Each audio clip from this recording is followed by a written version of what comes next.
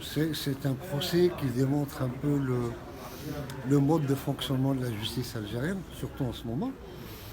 Dans toutes ces matières relatives à la répression des militants du mouvement populaire, c'est la police judiciaire, notamment la sécurité militaire, la DGSI, qui a monté les dossiers et les agents du parquet, parce que je ne les appellerai pas des magistrats, parce qu'ils n'ont rien à faire dans la justice.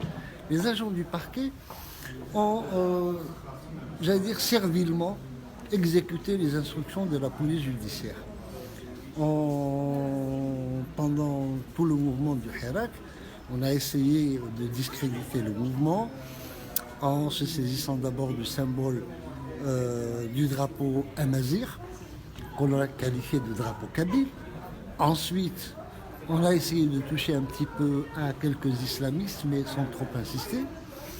Et par la suite, on a essayé de diviser en brandissant la menace du séparatisme kabyle, notamment à travers le MAK, le mouvement pour l'autonomie de la Kabylie. Et tous ces procédés sont des procédés qui sont effectués en violation totale de la loi de procédure et la loi du fond. Toutes les condamnations qui sont survenues sont des condamnations qui ne sont appuyées sur aucun motif juridique. Je vais vous dire une chose.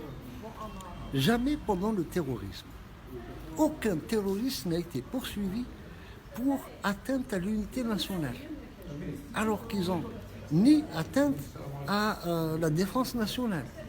Ils n'ont jamais été poursuivis sur la base des articles de l'article 77 notamment, alors qu'il y a eu des dizaines de milliers, des centaines de milliers de morts en utilisant des armes de guerre, des explosifs, des attentats à la bombe, des pistolets mitrailleurs, des armes blanches, etc. Alors que le mouvement du Hirak, le mouvement pacifique, n'a jamais utilisé un quelconque moyen de violence. Jamais. Aujourd'hui, le problème, c'est un problème qui est celui de toutes les dictatures, et des dictatures militaires d'une façon générale. Et l'État algérien n'est rien d'autre qu'une dictature militaire. Ça, il faut le dire.